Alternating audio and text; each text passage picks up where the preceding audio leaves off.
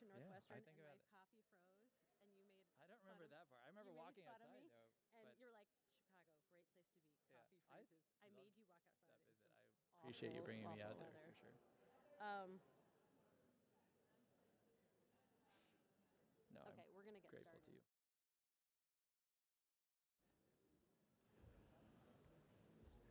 Yeah. Oh, do you want me to go? No, I'm gonna intro, Oh, okay. but I'm gonna ask. Do you want me to? Hello. Good afternoon. My name is Liz Gerber, and I had the pleasure of chairing the Societal Impact Award Committee. I say it's the best, absolute best service job you can get in CHI because you get to read so many pieces of work about people doing things all over the globe with all different ages. It's just, our community is really something special. So we have 3 award winners up here who have done phenomenal work, and we're going to get to hear from all of them. We're going to first hear from John Froehlich from the University of Washington. He'll talk for about 25 minutes. Then we'll move on to Jacki O'Neill, coming from Microsoft Research Africa. And then finally, we'll end with Volker Wulf, who's coming from the University of Siegen. So you're in for a real joy. So can we first start, though, by giving all of these all these wonderful award winners a clap. Really, really phenomenal. So thank you very much. Again, each person will speak, has about 25 minutes, so hopefully we'll get questions in at the end of their session, but I told them they're the award winners, so they get to use their 25 minutes however they like. So if they want to dance for you, they may. With that, let me introduce John Froehlich. John. I think I'll use this mic. Is this one? Yep. Thank you. Wonderful. It's truly an honor to receive this award and to speak with you at CHI. Thank you for coming to this session, even though it's later in the day. I would not be here if it weren't for my PhD students who believe in and execute our shared lab vision for social impact. So thank you very much. Many of them are in the audience today. So today I want to share 7 lessons learned through the first 20 years of my research career, spanning both graduate school and my time as a professor. And throughout, I'm going to be intermixing personal stories, as you'll see, and my research. So my first story starts right here, actually 20 years ago in Barcelona. I used to live here, and this is the view from my apartment. In fact, I could see the beautiful Barcelona Cathedral. At the time, I was interning at Telefonica Research with Nuria Oliver, this year's conference co-chair. There's lots of cycles in this talk. We were working on a then emerging type of new transportation, which has now become commonplace, shared bicycling. Specifically, we were studying how to improve the efficacy of these systems using AI to promote more active transportation in cities. To celebrate the end of my internship, I decided to fly to Morocco to climb the tallest mountain in North Africa. This is Mount Toubkal, with a peak of 4,167 meters. So after a 2-hour taxi drive to the trailhead, it was a 1-day hike to base camp through rocky but beautiful terrain. And the next morning I set out. You can just barely see the base camp in the distance here. And it was a really arduous hike. It was challenging but fulfilling. And Mount Toubkal is above the tree line, so there's no protection from the sun. But I finally made it. And here's a timed selfie. This is pre-iPhone, celebrating my 20 years ago, my accomplishment. But there was just one problem. As I turned around, I realized there's a taller mountain in the distance, which begs the question, if I'm supposed to be on the tallest mountain in North Africa, where am I? Well, I had climbed the wrong mountain. This leads to 2 important questions underpinning my talk. First, how often do we climb the wrong mountain in our lives? And the second, what do we do in the face of failure? Well, in the case of Mount Toubkal, I spent another night at base camp before starting anew the next day. And here I'm hiking the real Mount Toubkal through snowy conditions. So this time it was not sun that I feared, it was the icy snow and rain. But I finally made it. I eventually made it to the top of the right mountain, and I'm wearing the same shirt in honor, truly, of that moment. So I draw 3 lessons from this story. First, there's always another mountain. There are so many mountains. Another grant to write, another paper to submit, another system to build. Second, you have to choose your mountains carefully. You have a finite amount of time and energy to pursue what matters. And third, persistence is key, because academia is filled with rejection and you must get up the next day to climb again. So persistence is key. In fact, for example, this is a list of recent papers from PCS. This might look familiar to some of you, rejected from my group. Oh, I hear oohs and ahs. No claps.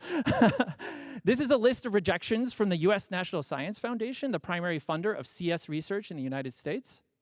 And this is a letter from 2002. The University of Washington PhD CSE program rejected me. But persistence is key. As hard as it is, rejection is part of life, it's part of research. So as I always say to my students, good research will find a home. In fact, this year, our Viz 2025 rejection was revised and resubmitted to CHI, where it earned a Best Paper Award. And of these 7 NSF rejections, 4 were actually awarded upon resubmission in their subsequent years. And finally, though I was originally rejected from the UW CSE PhD program, I tried again 2 years later, and I was accepted. And now I'm a full professor in the same department.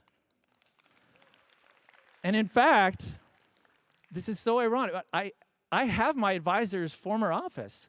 So this is James Landay's former office, which looks fundamentally different.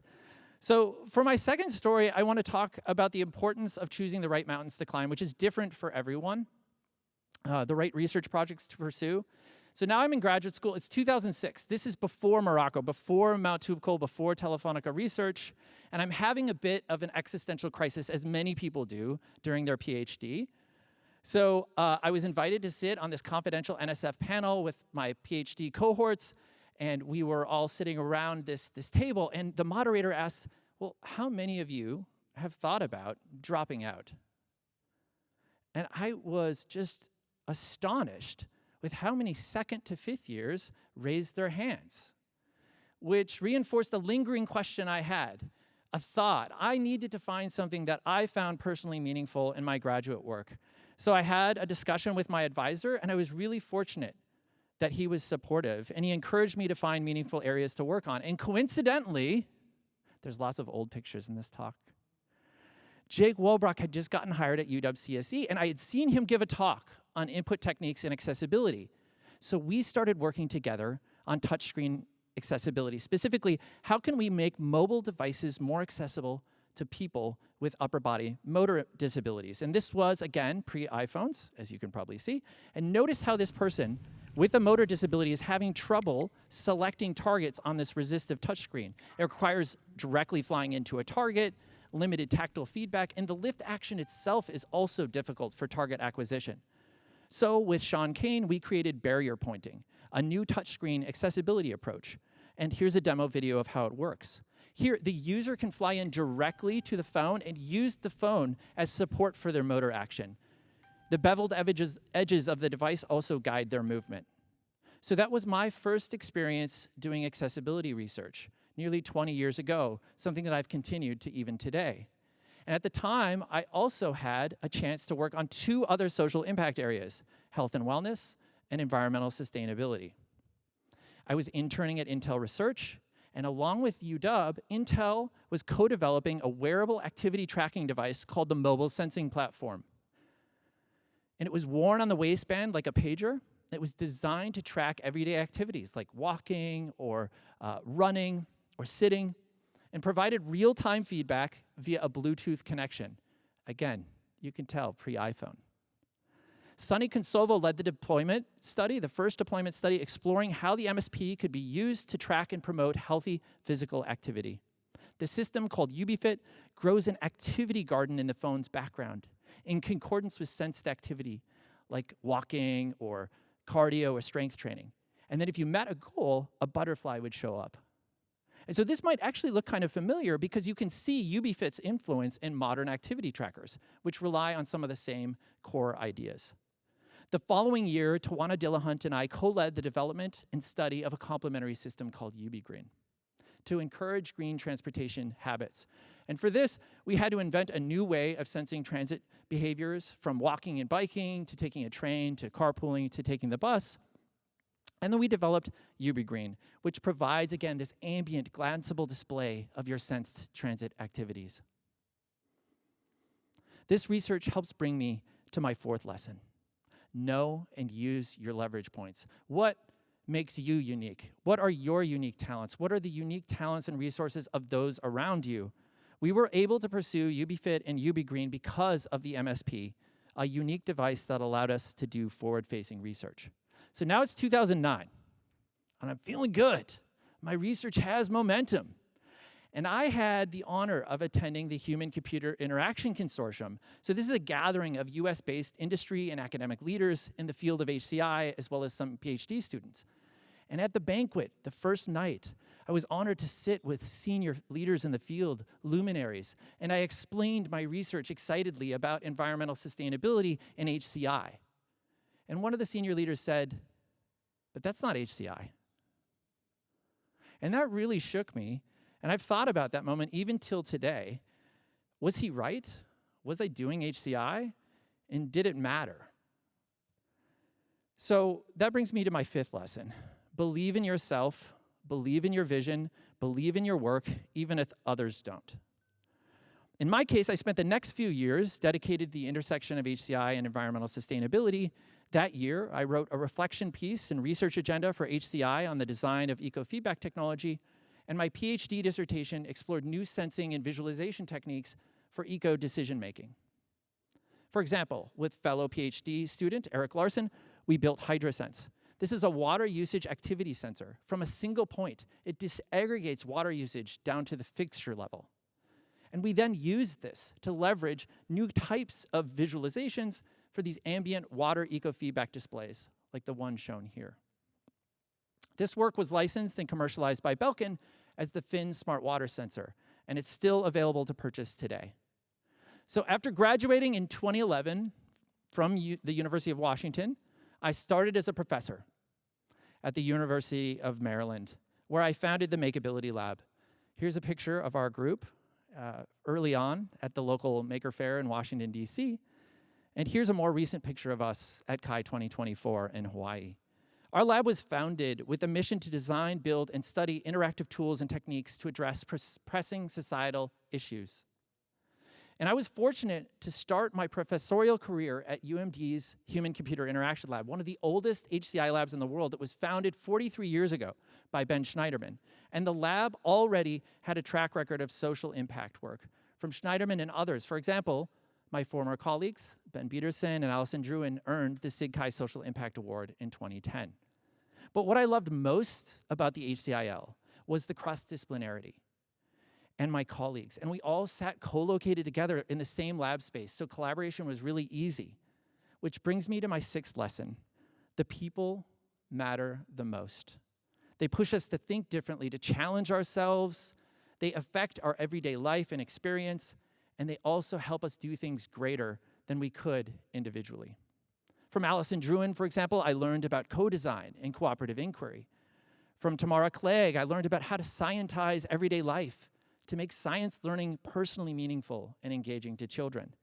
And these influences led me to work on my fourth social impact area, STEM education. For example, BodyViz, it's aimed at enabling children to learn about the human body and physiology via wearable sensing and e-textile visualization. The heart and lungs visualize the child's live heart and breathing rate. And these organs are also detachable, so you can take them off. Children can explore other layers of the body. And if they reattach them properly, they instantly start working again. In our studies, the first thing you notice is how BodyViz engages a child's curiosity and sense of wonder.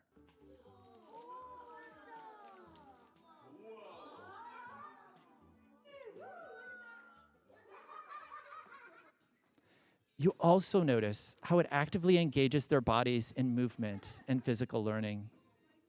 So as follow-up work, we developed SharedViz, which is a mixed reality learning environment for body learning and data analysis. For example, Magic Mirror uses an augmented reality approach to enable children to see inside their functioning bodies. In this case, lungs are inflating and deflating in concordance with the child's own breathing rate. And as another example, with moving graphs, children would brainstorm cardiovascular activities and then compete to see who could get their heart rate up the fastest. And one consistent finding throughout this was that children were always curious, how did your wearables work? And that led us to ask, could we build a platform to enable young children to construct their own wearables? So we built MakerWear, the world's first wearable construction kit for young children. And it was comprised of two parts. First, these single-function plug-and-play modules that, when combined, allowed for emergent complex behavior. And second, these flexible magnetic meshes that were pre-sewn into clothes that provided wiring and power. So all designs must start with a power module, as you see here. And if you add in an action module like this, a light, it simply becomes a flashlight. But to make it interactive, you have to add in a sensor like this. This is a motion sensor. So what did we design? Motion reactive clothes, similar to light-up shoes, which children love. With this approach, sophisticated, diverse designs are possible. For example, a child could build their own custom laser tag armband. So whenever the button is pressed here, the light will turn on and it will emit an infrared beam. And then on the vest, the infrared beam will turn on the lights accordingly. And as children gain more experience with the platform, they can build more sophisticated designs. So imagine, well, I want to track how many times I've been hit by the beam. And so you can add in additional modules, and here we have a counter and a 7-segment display that's counting the number of times I've been hit. And what if you want to have an end state? Let's say the game is over after you've been hit 5 times. Well, you can add modules to support that as well with a threshold. In our evaluations, students made a wide range of designs that drew on their passions and interests. For example, this boy, age 9, made a magic Pokemon doll controlled from his vest.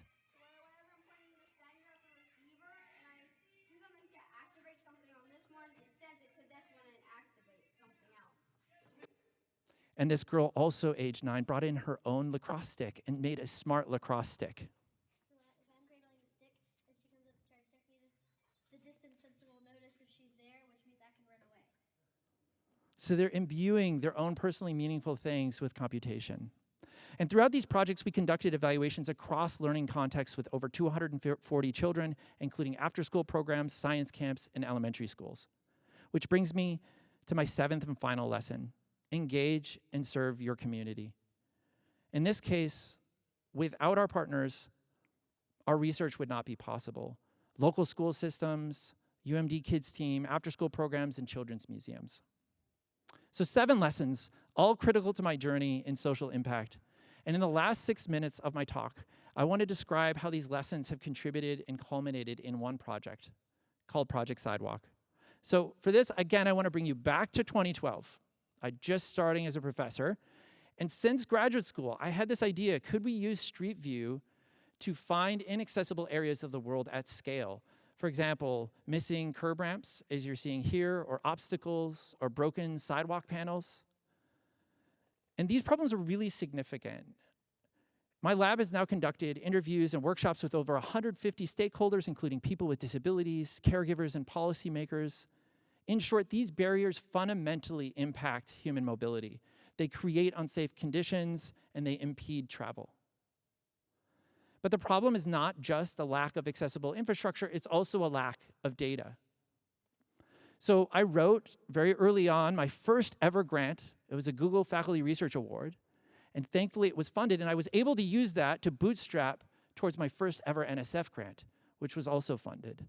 And then when I had a discussion with a senior faculty member, they said, oh, this is a good idea. But it's not a tenure level idea. But I didn't listen. And since then, my group has published nearly 40 papers in the area.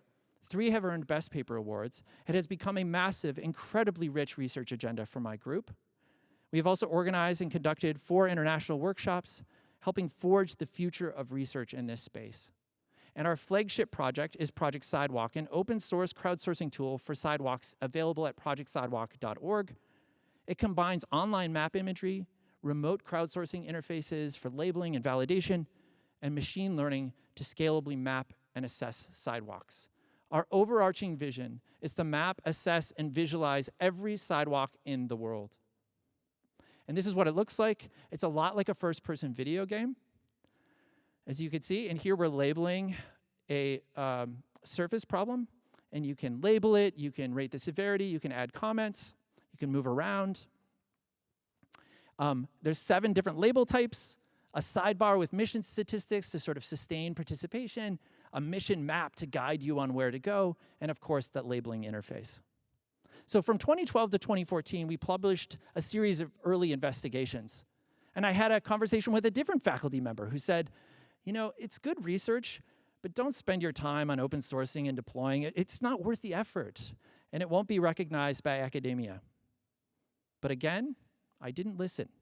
And we made our first open source commit, this was my PhD student Kodro, in 2015, and our first public deployment in 2016 in Washington, D.C. And we're now in 50 cities across 12 countries, including the US, Mexico, Ecuador, Netherlands, Switzerland, and India.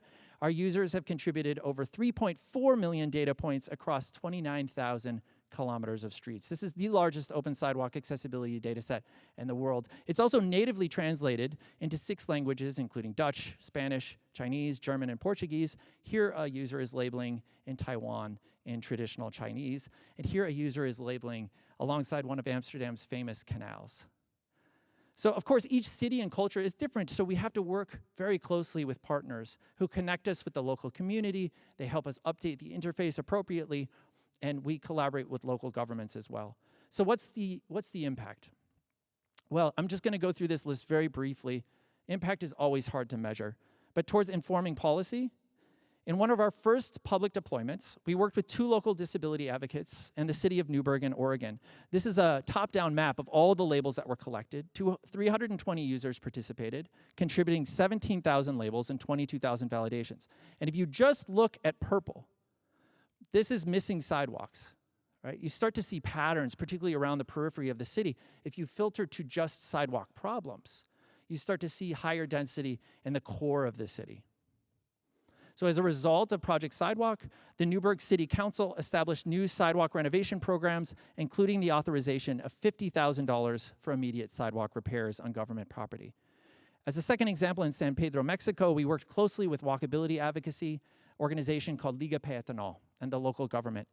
In a letter of support, the San Pedro government said, Project Sidewalk provides us with data that is essential to improving San Pedro's urban accessibility. And here's a map of San Pedro. 2,000 users labeled 1,500 kilometers, contributing over 100,000 labels. And here is just their surface problems. Pervasive throughout the city. Liga Peatonal's work in San Pedro was published in the United Nations Habitat Report. For urban planning, we're helping cities prioritize change. For example, in Chicago, we worked with a neighborhood district called Ward 4. And the director said, Project Sidewalk helped us make better decisions on how to prioritize our $1.5 million in infrastructure spending. In Mendota, similarly, we worked with local schools and walkability advocacy organizations, and they just received a $3.6 million grant for a safe routes to school using Project Sidewalk data. Towards service learning, we're wondering, how can Project Sidewalk be a platform for learning about urban design, about disability, and also gain data science skills? For this case study, we turn towards Oradell, New Jersey, but it's best to hear from the Girl Scouts themselves. Good evening, Mayor Didio and members of the council and distinguished guests.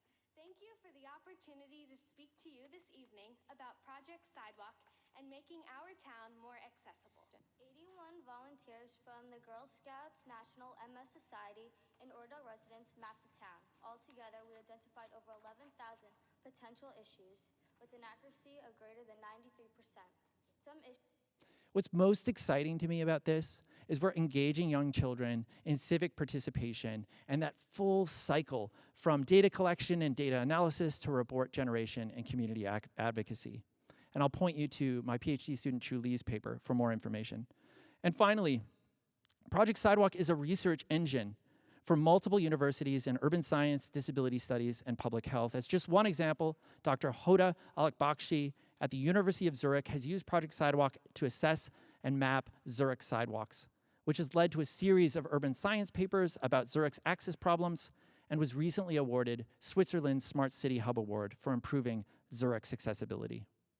So in summary, Project Sidewalk has helped inform public policy and urban planning, enabled new types of service learning, and serves as a research platform for others. And it embodies all 7 lessons learned. Despite criticism, despite doubters, we persisted, we believed, we pursued what matters, and we engaged and worked with communities. But I want to return to the 6th lesson, and that's people. And acknowledge all the people who have contributed to Project Sidewalk, so many that they don't even fit on a single slide. So Project Sidewalk was built by students and faculty and collaborators and our community partners. I also want to particularly recognize Kotaro Hara, who started this with his PhD dissertation, Manaswi Saha, Chu Lee, my collaborator Yochai Eisenberg, and our research engineer Mikey Sogstead. And as I close the talk, more broadly, across these 4 impact areas, I want to again recognize my PhD students who've worked so hard and so diligently in these areas throughout their PhDs. And they've also helped advise the almost 300 students who have contributed to the Makeability Lab, including master's students, undergrads, and even 31 high school students. And this is perhaps our lab's greatest impact. Finally, I want to return to the importance of persistence, because no doubt some of my stories resonate with you as you've faced your own rejections, and you will face rejections in your career. In fact, I was rejected the first 2 times I was nominated for this very award. But I'm very honored and I'm humbled to receive the award this year. So find your own mountains to climb, don't give up, and get to the top of your very own peaks. Thank you very much.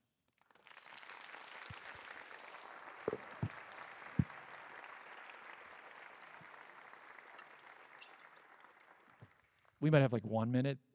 Yeah. If anyone has a. Yeah. Anyone climbed Mount Toubkal? The right one. You have a person willing to talk about failure or rejection.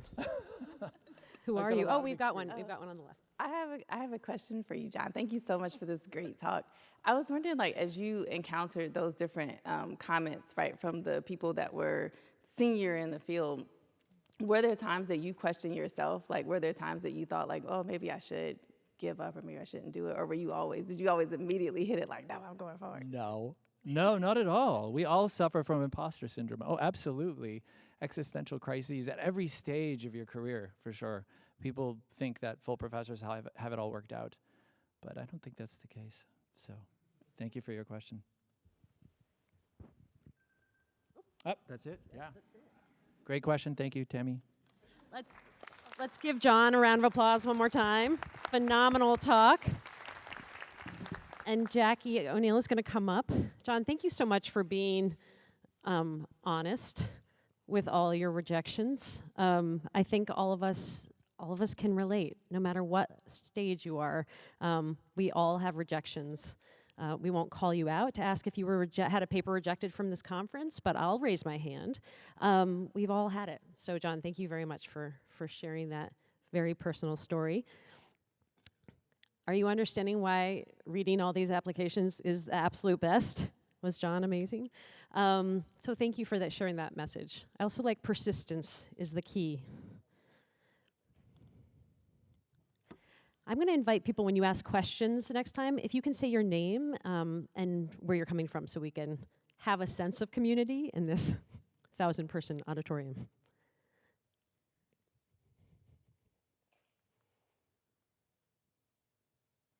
I'm going to keep talking about John's talk while this is getting up.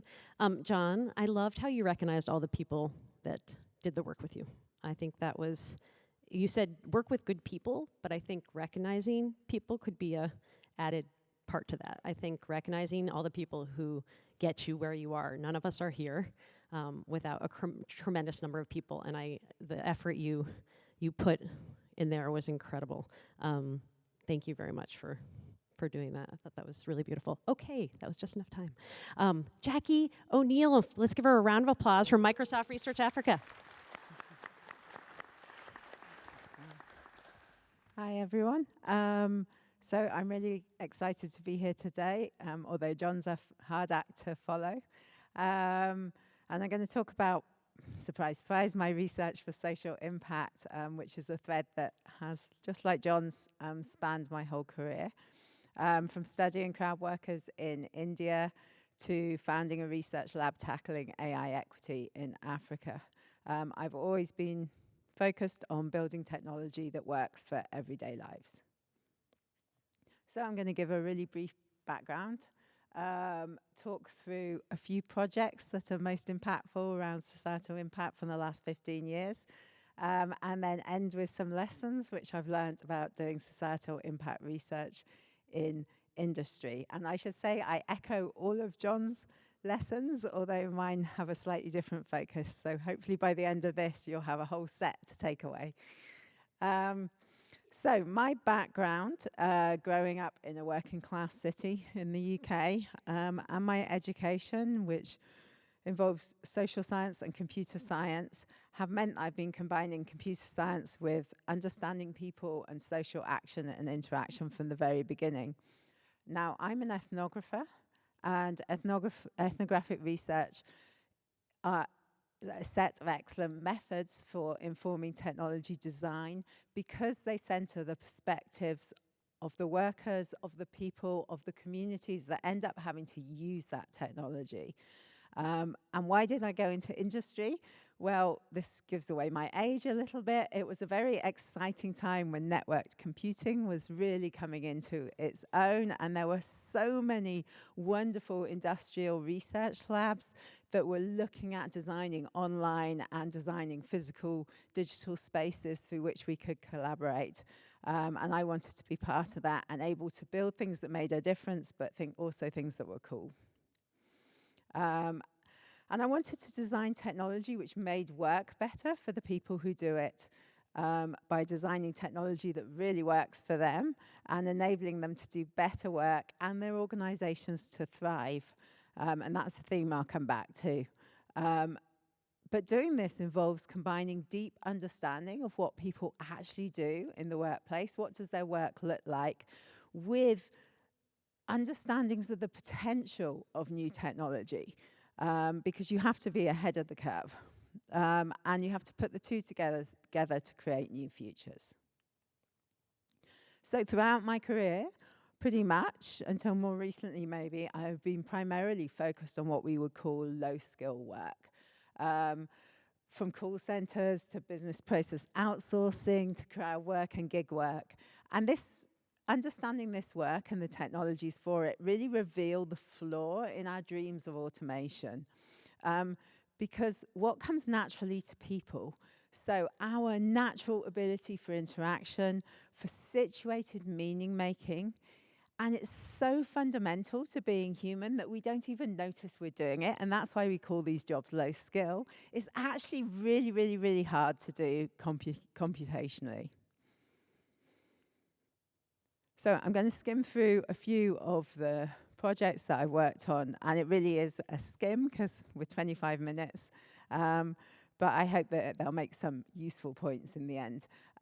So I'll start with crowd work, which I was working on from 2011 onwards. Now for each of these projects, these are deeply collaborative projects where we were understanding and building. So each of them has a team, and they're highlighted on these slides.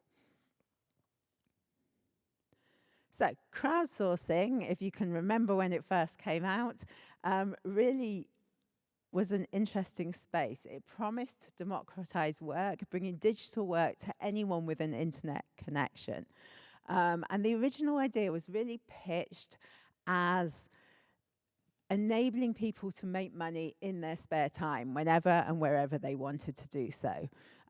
But in reality, of course, the business model prioritized the employer getting cheap labor. The labor markets were really unregulated, and this model of human computation just treated all the workers as if they were interchangeable cogs in a wheel. And that was deeply problematic. And at the time, all the research was really thinking about how do we split these jobs up? How do we get them done for the cheapest amount of money? And there was almost nobody other than Irani and Silberman and ourselves who were actually looking at what was the work like for the perspective of the actual workers. And we started doing multi-sited ethnographic studies of initially business process outsourcing and then crowd work. And we were the first researchers to do a virtual ethnography of Turkana Nation and in-person observation of people working on Turk in India.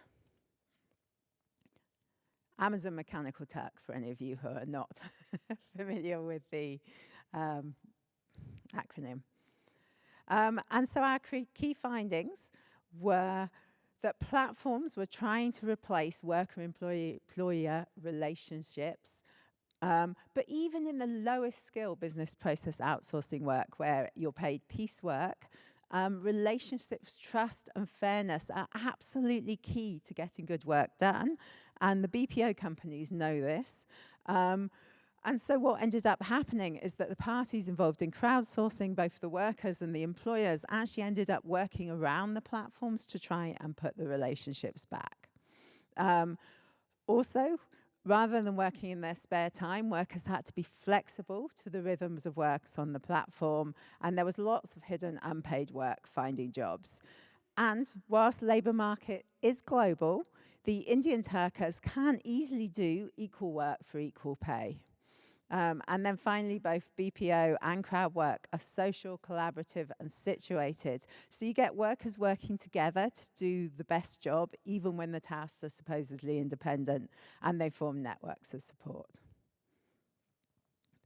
Then, when I moved to Microsoft Research in India, I started studying gig work. So Uber and Ola, India's Uber, were just becoming popular, and they were extending their platforms to auto rickshaw drivers. And again, there's a big team involved there.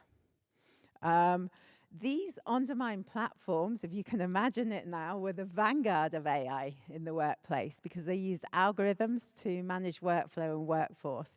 And what we found was striking. As with crowd work, these platforms deliberately designed out human factors. And this directly impacts workers and the work quality and creates these adversarial relationships between the platforms and the workers, which is costly and bad for all parties. So what does all this tell us? The way that most platforms are designed means that they're cutting off their nose to spite their face, to use an English idiom. And we need to design for the workers and for worker agency, not against it. So we need to design for and with workers. We need to think about transparency. So how do we help workers make sense of the algorithms that control their livelihood? And we need to take the actual work practices into account and recognize that algorithms will never capture all the situated work and the situated complexity. So we need to design for failure. And whilst these on-demand economies are here to stay and can provide valuable employment, the design choices that we make when we're designing them determine whether they serve everybody or only those with the power. And it also determines the quality of work produced. And so in parallel to this research into workplace technologies, we were doing studies in mobile money, and this got us starting to think about financial inclusion. And these two work streams came together with the auto rickshaw drivers because one of our long-term community partners who we're working with was Three Wheels United, and they distributed loans to auto rickshaw drivers to enable them to buy their own rickshaws. And so we did research looking at the loans in these low-income settings, and we found that the human infrastructure of these settings was actually integral to their success. They're really complex lending environments. We found that Three Wheels United were using a really ad hoc mixture of paper and technical, which meant that nobody, not the drivers, not the loan agents, not the back office people, had up-to-date information, and it was really error-prone and time-consuming. But also that drivers are financially vulnerable, so they're going to miss payments. If you've got a loan for 3 years and you've got no savings and you're spending all your money just living, something's going to happen. You're going to have a baby, someone's going to get sick, somebody's going to die, someone's going to get married. So you're not going to be able to make your payments all the time. And so the field agents' work isn't just about collecting money, which is somehow what they were thought to be doing, but they're really thinking about how they can support the drivers. And so loan management is actually a collaborative achievement based on the social contract between the driver and the agent. So if you remove the field agents, you lose that social contract. And this research really gives the lie to the idea that financial inclusion is about access to financial services or the ability to use formal financial instruments. As one of the drivers said, it's not difficult to carry out a transaction in a bank. Of course, it's a lot simpler if one has money. And there is no magic technological bullet. Although perhaps if we wanted as a society, there could be a magic financial bullet. So we built Preyana, which is an intermediated loan management solution which is designed for all three parties. And this centers the people, the relationships, and enhances the social contract. So for drivers, there's accessible low literacy design with payment information, nudges, motivators. For the field agents, there were tools to visualize their driver set, to capture their knowledge and reduce data entry. And then for the back office, there was automated allocation algorithms and information on drivers that were at risk. And this had a number of impacts we've supported in the years that we were still working with TWU. It supported loans for over 20,000 drivers and financed over 4,000 electrical vehicles. And the drivers had the information about their loans at their fingertips, which was really useful. Field agents could move from managing 20 to 100 drivers because they could see which drivers were at risk and they needed to spend most time on them. And then Three Wheels United created a new type of loan portfolio because they could understand from their field agents which drivers were behind because it was normal life happening and were going to catch up, and which drivers were actually really at risk because they'd properly fallen behind. And so in 2020, I set up Microsoft Research Africa, and I wanted to embed the research lab within a software engineering center to reduce the silos that come when research and building are disconnected. And I created a multidisciplinary team by design because I really believe that's what's needed to build technologies which address the everyday realities of people's lives. And our mission statement is to design for Africa, design for the world. And our equitable AI agenda that we have now came about because generative AI models were released, and they make it starkly clear that the models don't work equally well for everyone, everywhere. And this is because the design and building of generative AI has been largely a technical enterprise, and it's primarily driven by the global north, meaning that African languages, cultures, and knowledge are severely underrepresented. And so everything I'd learned over the years about embedded, community-centered, multidisciplinary research turns out to be exactly what's needed to tackle this problem. And we now have our ambitious agenda on equitable AI, which I just briefly want to talk through the scale of this problem. So there's over 7,000 languages in the world, but of them, only about 100 are used in the training data of most models. And even where languages are supported, they don't perform as well as English. And African languages in particular are severely underrepresented. You probably can't see, but Arabic is the only African language in this list at 1%. And speech models lag far, far, far behind text models. But it's not just a language problem. It's a knowledge and culture problem. We did some research with small businesses in Nigeria and Kenya using these models, and they reported that AI is really Americanized. As one of the IT CEOs said, these tools don't have African voices, African perspectives, or even African names. And then what was really striking is even where they do have data on Africa, they often represent outsiders' perspectives of Africa. So one of the lawyers said, even if you put into it that you're asking from a Kenyan perspective, while in Kenya, does this law apply?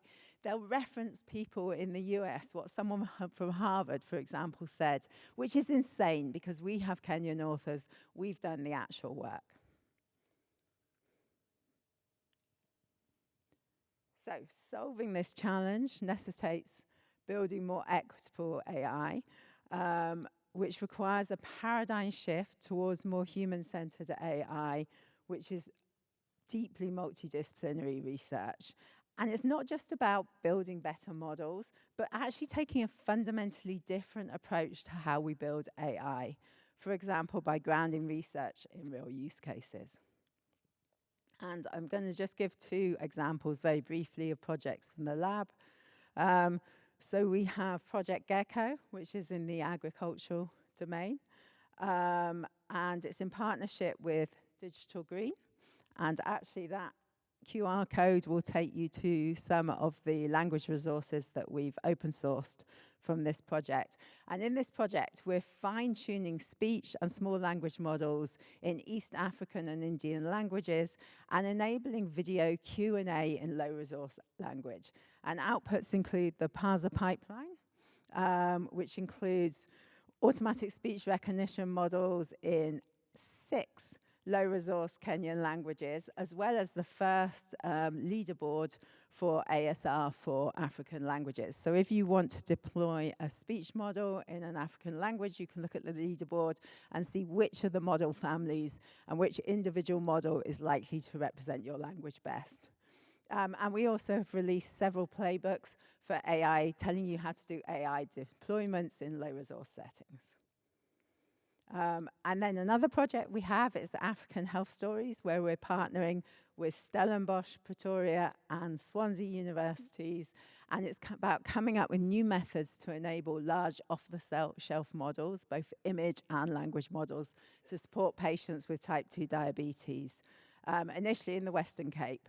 And the idea is to improve health outcomes by answering their lifestyle questions, and it focuses really on getting large models to produce culturally grounded content. So I just want to sum up in my last minute or so with some reflections from industry on research for societal impact. So I think these are some of the characteristics of doing research in this space that are really important. And the first is that let's tackle the hardest problems first. Often we get a technology and we think, let's go for the low-hanging fruit. And that's why technologies are designed for the global north, for English-speaking contexts, and so on. Diversity is really, really critical when designing for new contexts. And that's in the team and in the problems that are approached. And really by tackling these hardest topics, that's where we really get innovation and push the boundaries of what the technology can do. Long-term embedded engagements are really, really, really important. And it's really important to understand what communities think their biggest problem is. Communities are not going, and people are not going to use technology that doesn't solve something that they care about. And this means long-term engagements. Multidisciplinary research, that's absolutely crucial. The hardest problems require combining computer science, social science, engineering, design, domain expertise. No single discipline can answer all the questions that are needed to be answered if we want to solve real-world problems. Working with partners, absolutely crucial. And this isn't just for getting access to communities, although that's important, or understanding what the real problems are. The most important thing about working with partners as well is that someone should be able to take the technology that you've produced and run with it when you finish doing your research on it. Otherwise, you just end up with pilots that nobody uses in the longer term. And finally, I think this is something that's key throughout my work, designing for the people doing the work, not designing the people out. And so I just want to say my final reflections. When I was studying business process outsourcing and call center work, people were constantly asking me, why are you trying to make work better for these people? Why aren't you worrying about efficiency? Why do you want to make work better?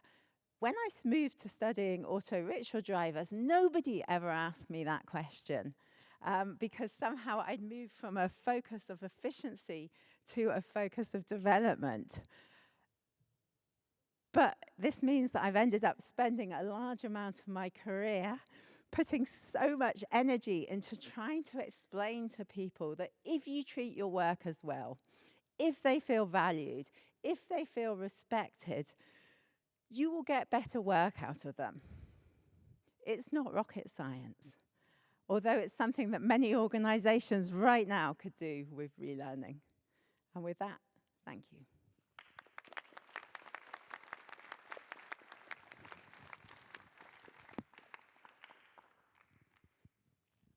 I think I have time for questions. Yep.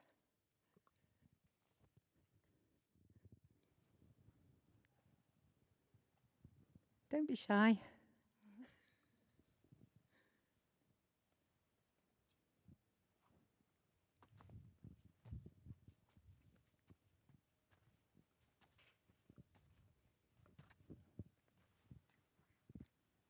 On your left side.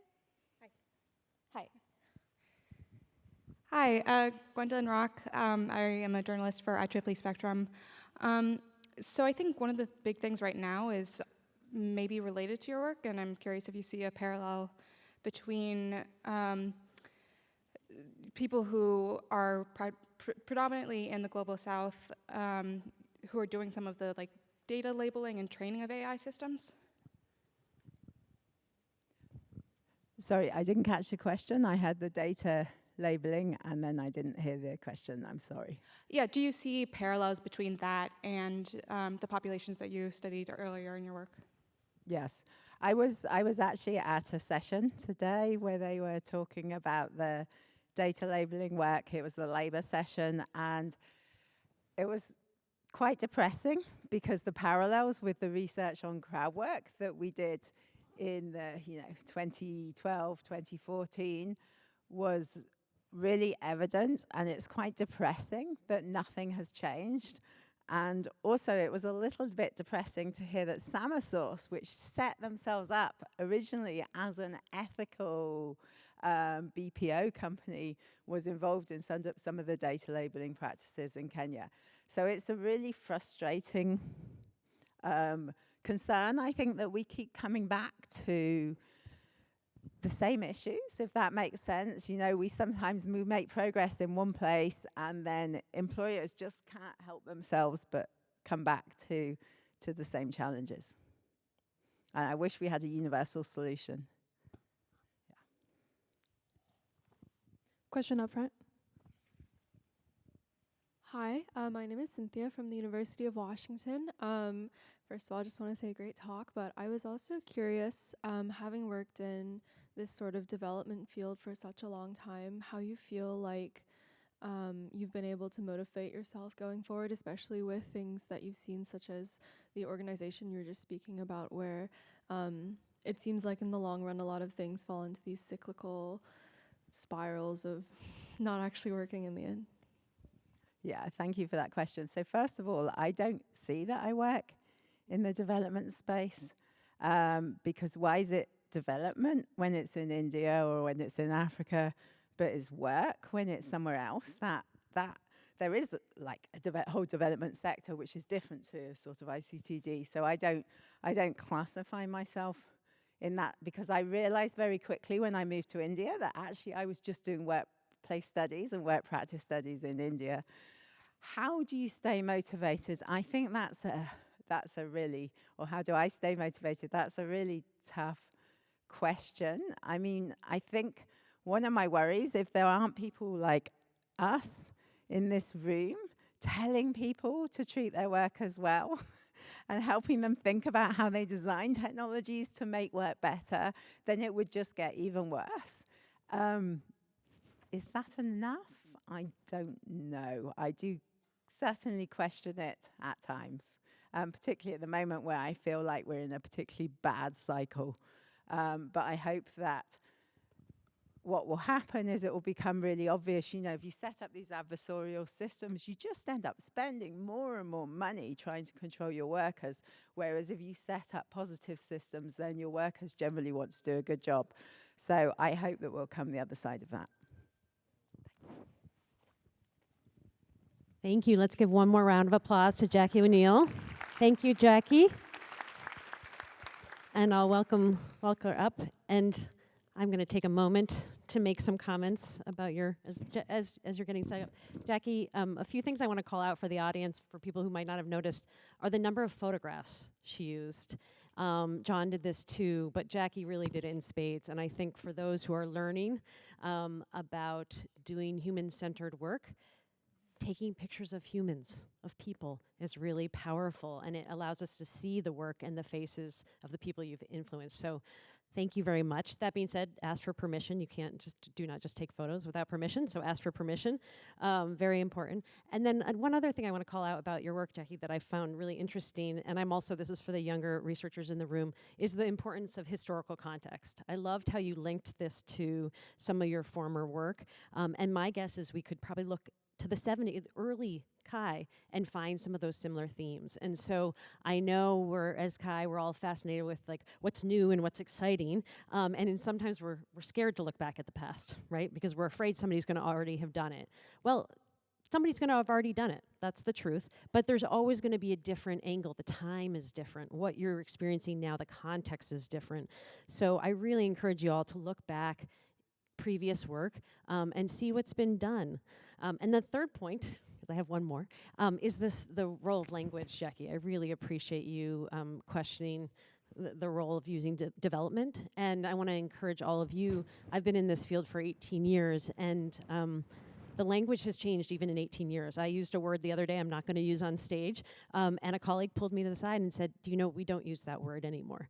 And it took humility on my part to say thank you. I did not know that, and really thank you, because I don't want to use that word anymore if that's not a word. And then he explained why not, and it made a lot of sense. I just wasn't informed. So I also want to encourage you, while we want to be careful and sensitive to language, we're also in a really wonderful community of people who I think will assume that you're trying your best, and they might correct you and take it as a gift and a moment of gratitude, like I think you just did really well talking to us about the term development and work. So thank you very much. So thinking about language, don't be scared to talk, but know that some people may correct you and help you be a better researcher.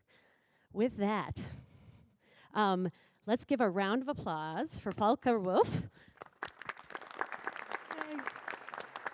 And he will tell you about his wonderful research. Thank you, Liz, very much.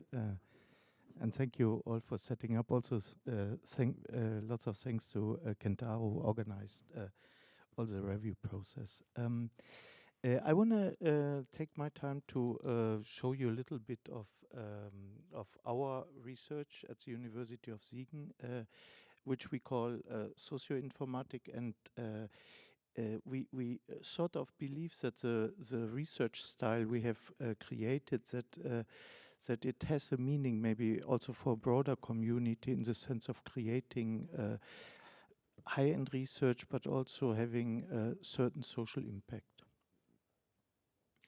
Well, I also should maybe start with a personal note. I'm born in a really small village in the German countryside, and somehow that impacted me a little bit, in the sense of that I learned this sort of traditional values and normative stances which were around. And on the other side, when I had the chance to leave the environment, I was really very excited to see the world in a larger sense, and so somehow, but this background gave me a little bit of a grounding, and you will maybe see a little bit that still played a role also in the way we tackled academic work. The second note, I was very much influenced and socialized academically in the European computer-supported cooperative work community, ECSCW. And this is the founding generation in the early 90s. The founding generation of this community was a couple of really bright people, and for me it was extremely helpful, extremely challenging, also, and interesting to grow up in this intellectual environment. What I will present here is a sort of the current state of mine and my colleagues thinking about how academic research with a certain societal desire for societal impact could look like, and it's somehow the result or the current our current understanding after some 30 years of looking for a research style. You know, the research style has developed and materialized over quite long period of time to find an appropriate way which somehow we like and which we can follow. And you will see also the research in the way we do it is always collective. It's always a group effort for many different reasons, for disciplinary reasons, but also because the project doing research in practice in the wild is a lot of work, and an individual person can never fulfill all the work and also the competences which we need. Jacki has mentioned that already when she pointed very much also to the multidisciplinary needs and positioning. We call our research agenda, or what we have sort of our style of doing research, we call that socio-informatics. And I want to line out some few characteristics. Of course, that's only a framework, because in each individual project we need to find a new instance of the way how we treat it. But for us, it's the key issue is in a way bringing together understanding and design, grounding design in social practice. We structure our research in what we call design case studies. That's an approach where we bring ethnographical investigations together with participatory design. Sometimes we don't design, sometimes we just bring about interventions, socio-technical, sometimes only social interventions. It's often around infrastructuring IT artifacts in different type of practices. We always, and that's very similar to what Jacki has said, we always, and also the project which John was speaking about with open source community to map the conditions of walkways. It's always a long-term engagement. I think to have social impact, you typically in our field you really need to stay on board, to work with people. And it takes time, and it's also because the practices, the way people live, the way people act, their routines change slowly, and to move that you need persistence and engagement. And what we also find quite important, though we maybe not have done it to the fullest extent possible, is to have meta-research in the sense of, since we are very much engaged in practice and working with practitioners, it's very helpful if we have somebody in the team who observes how we do this research. So we find a meta-research an important element to our research agenda.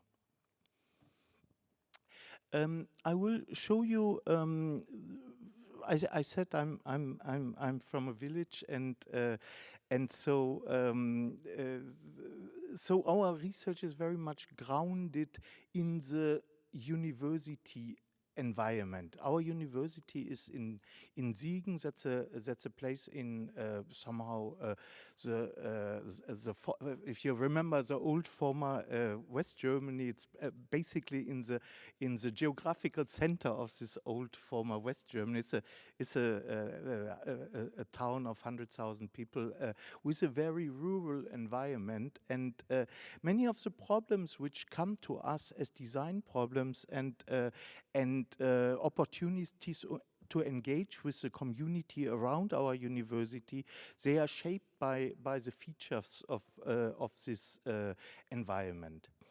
But we also looked. We also were interested. We were curious on the world and how in other cultures, in other countries, like Jacki showed that very convincingly about Kenya and India, how in other countries and in other cultures you come to very different design problems and to different design solutions. So we try to contrast the work which was basically grounded in the environment around our university with new perspectives and different perspectives from other parts of the world, from different cultures and also different political systems. And I will show you some examples later. If you look at our overall research agenda where we try to reach social impact, it's you can maybe, or one could maybe sum it up in 4 major points. The first one is the transition of rural and industrialized regions. That's basically about the environment of our university, but it is an environment which is rather. It's not untypical. It's an environment in Central Europe. We have lots of these rural areas which are highly industrialized, and there are a lot of challenges there because there are old industries. The old industries are very intense in energy consumption and in resource consumption, and to bring them to a zero CO2 emission state, it's a huge challenge. So we explore important issues around that. The same is about health and care. If you look at rural regions, the doctors leave. We have lacking health infrastructures. The question is, how can we organize that? Which role can IT and new organizational and community concepts help? We also looked at quality of life and cultural opening in this environment, alternative communities. I will draw a little bit more on that later. And we are, with regard to rural regions, we're also interested in the conflict between humans and the nature. We have a very interesting project in Botswana where we look at lions and herders and the conflict between them and how to mediate that. Another important research agenda is around migration and arrival. We have looked at the different countries around the Mediterranean of why people want to migrate and how they migrate, often illegally, and what we can do in Germany to receive them, to host them, to make them home. And yeah, and if we look around, you see many of the red spots are around the Mediterranean. We see that oppressive and repressive rule is increasing. The Arab countries and maybe including Israel nowadays are run by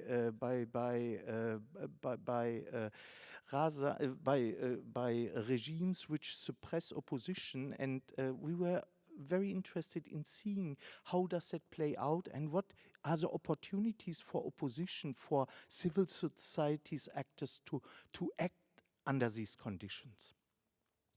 And finally, we looked at, we were somehow drawn to developments in the global IT industry, which has such an increasing impact on what is going in the world. We found that in our design case studies in the places around the world, and it made us quite nervous what we saw there. And more recently, we also looked at warfare. You know, if you look around Europe, we have really, really bad conflicts. Look at Gaza, look at Iran now, look at Ukraine. We are really encircled by awful, horrible wars, and we try to understand what is going on there and which role IT plays there. I will show you now first a little bit about what we do in Siegen, and the larger region around Siegen is called South Westphalia. And as I said, it's our drives there, our research goals, our social impact ambition is to help innovate a rural but industrialized region. And I said already to you that the transformation of traditional industries is key. So what we right now try to do, we try to make people handle energy in production, in old-fashioned production industries, to handle, to deal with energy, to handle more efficiently the in energy use. We try to explore opportunities for circular economy in traditional industry settings. And we look specifically, my colleague Claudia Müller, but also David Unbehauen, we look at health prevention and care. How can you find new ways of setting up care in an environment where you don't have many doctors, where you have lacking qualified personnel and things like that. We also, one of my colleagues, Philipp Engelbut-Seder, he has built up an alternative community, a food sharing community in a really countryside environment like ours. And it's very interesting to see how that contributes, and also how it gives a sort of cultural opening to this environment. And finally, we also looked at immigration. You know, Germany took in quite a lot of refugees in 2015, and we had a couple of projects. Max Krüger, Anne Weibert, and a couple of colleagues of us. They built platforms and social processes around platforms, which help to orient new coming refugees to find a home in our environment. I've just said, picking up on what Jacki and John already said, in this region we work since 20 years on different projects, but basically working on the same problems, and with exploring different design approaches. A second interesting cluster of projects I want to show you, because it's a sort of, there are quite some structural similarities. We have 2 research sites in Morocco, in the High Atlas Mountains and in the Rif Mountains, and the question there is, where we are interested in, is the digitalization in a rural Islamic society, and how does that happen? What how do people change their habits? How do family structures change? How do commercial units work? And we have looked specifically, and we have found IT appropriation in tourism in one case, and often we see how family structures, specifically also in an environment, in one of these cases, the Rif Mountain, is an environment with a very high immigration rate. where where every family has people living in Europe, and the role which IT plays in this context. We also have set up computer clubs to sort of better understand, to also give a bit of input into the environments, and to explore with our local partners their opportunities for digitalization. And we also found,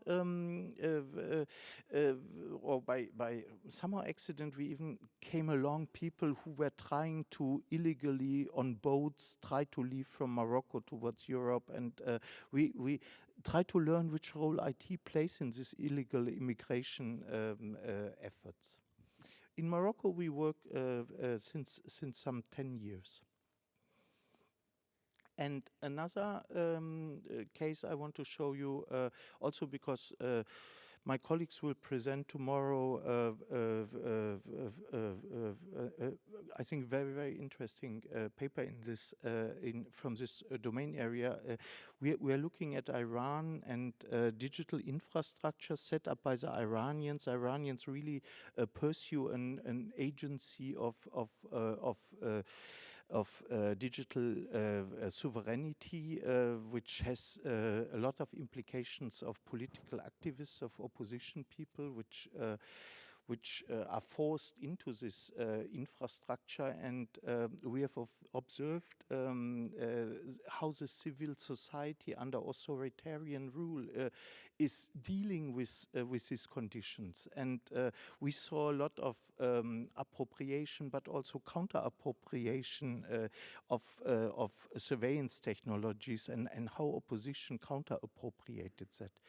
And interestingly, we also had the chance to even investigate into some smugglers who were bringing through the Kurdish mountains IT equipment to Iran, and we observe how they do that, and what type of impact that has on counter appropriation strategies of political opposition people. The last point which I want to emphasize of our studies around the world is our work in the West Bank and Gaza. We are active there since about 15 years, and we started to be sort of are interested in refugees, Palestinian refugees in the West Bank, and we did computer clubs with them, and we also looked at political activists. When we started, they were fighting against the wall building, and nowadays against many other think of oppressive rule there. And during the last half a year, we were able to also learn a little bit about what is going on in Gaza, in the Gaza warfare, and we did some 32 interviews with mostly Palestinians from Gaza who have fled from Gaza, and we were interested in how high-tech, how technologies our community has shaped, like facial recognition, drones, and surveillance technology on mobiles, how this is shaping this war, and what horrible effects that has for the population in Gaza. Yeah. If you want to look at our way of creating societal impact, we have a couple of different elements. Some of these elements are academic. So if we are in a design case study, then we document it. We document it in working papers and then in publications. That's a traditional academic way, and to help other people to grab on our results, we also believe in concept development, like end-user development, in infrastructuring and appropriation and counter-appropriation. These are concepts which our group has developed and offered to you to maybe think about it and appropriate them in your way and how it makes sense to you. But from our experiences, also much more than just the academic work. If you want to have social impact, you really need to work with innovators, with networking agents, with power brokers. In our region, around the university, we have built over 25 years, we have built a network of people to work with.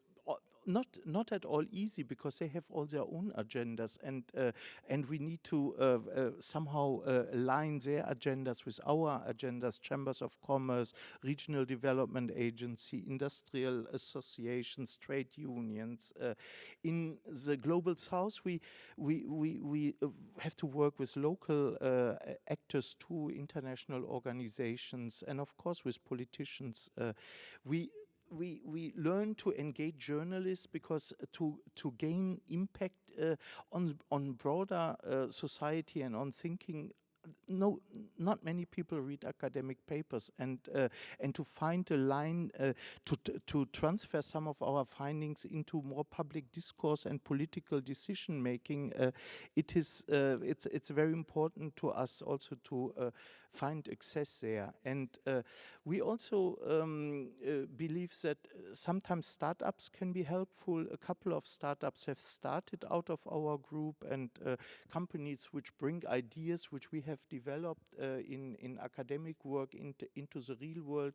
We also have set up a couple of communities of practice around parts of our research group with local companies, local actors, actors in projects, and that has of course also an impact on us, but also on the people who work with us. I can also say that to make our research agenda and research style viable, I've spent quite a bit of time also to work with professional communities like ACM, USET, the German Informatics Society, and it was not easy to make our type of research acceptable for publication at CHI. I think the first CHI paper we got accepted, and we got a lot of rejects, John, and we still get a lot of rejects, John. But to make it acceptable, it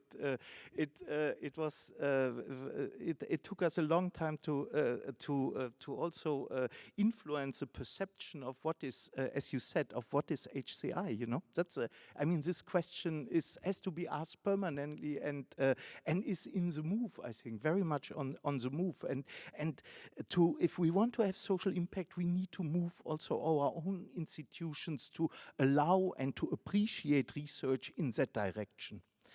And to give us legitimacy, but also to give to our PhD students career opportunities and resources. So it's a lot of agenda which is not appreciated. You know, the first two bullet points are appreciated as academic work, but the rest is almost as important. But it's not at all so clearly seen as an academic achievement in your CV.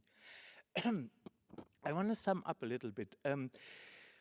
Socio-informatic, somehow we are linking academic work with activism, and we do it in a certain way, in a practice-oriented way, looking at social practices and the opportunities to move it, to develop it.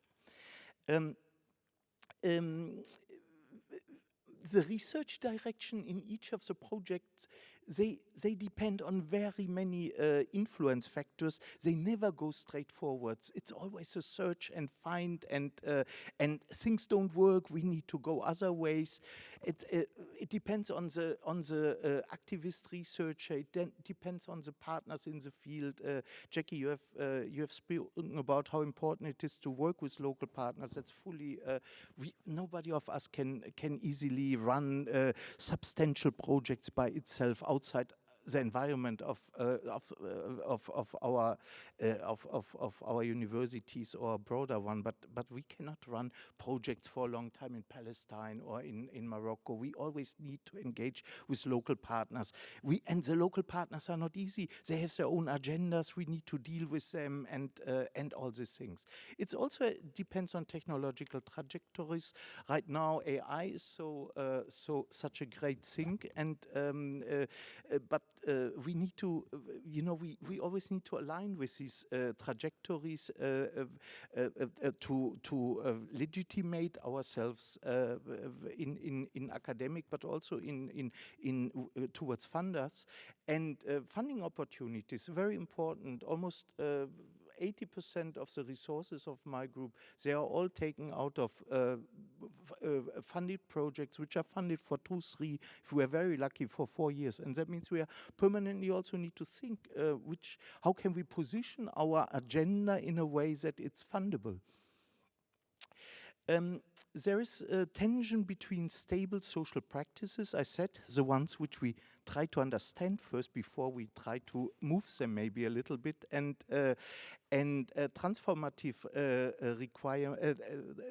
requirements and agendas. So it's inherently a tension there.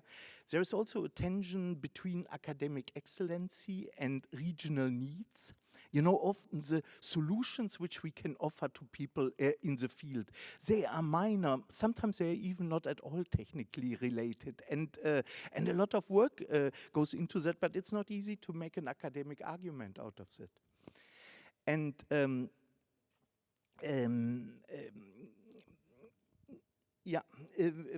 and it's also a question which I experience in South Westphalia around our university. It's not so clear that our university is not so clear that they like these things because it's non-standard thinking of academic work, but that we can handle. But it's also in the region, it's not so clear that they really want the university to play a role, because that somehow challenges power positions. We have a certain vision with which we come. This is not always coherent. We are in a rural region which is structurally conservative. And so I need to handle with lots of Christian democratic politicians to sort of have an impact there. And you can imagine that is a quite tensionful relationship. And there is also, and then the question comes, where do we take the legitimation for transformative acting? If the politicians find that maybe not the right way, but we think it is very helpful to the future, then the question is really how to legitimate, how to make people participate, how to get them on board, where do we need to change from what we think towards what they think, and how do we structure this process?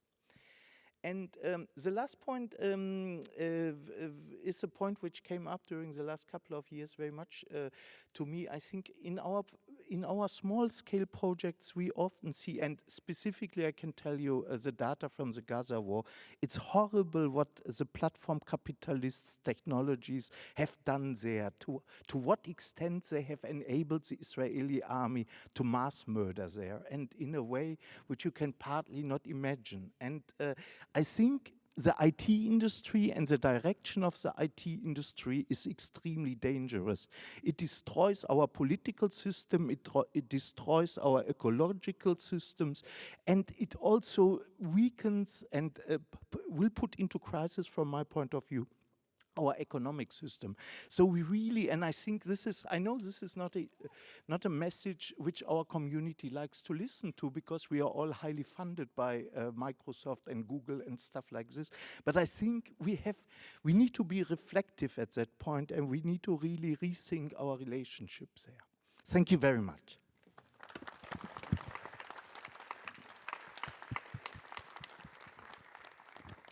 Thank you so much. I'd like to invite the other award winners up so we can do one more round of applause for everybody, and we will end right on time. And I want to comment something I saw in all your talks, but Volker, you just brought it up. We're going to come up way to the front so people can see you. Something you commented on come on over, is the importance of communicating and working with interdisciplinary teams.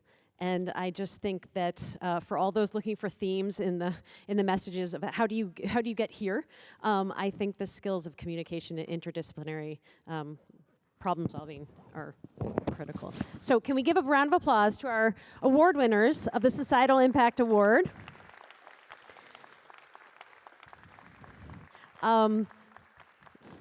Yeah, that's pretty incredible. And the conviction that all of you guys can do this work. I hope that you're seeing these folks. They shared some of their humble beginnings, climbing the Rung Mountain as an example. And so you're not too far from this. And so my call to action for all of you is aim to be on stage here in a couple of years, because we need more of this work. One more round of applause. Thank you very much.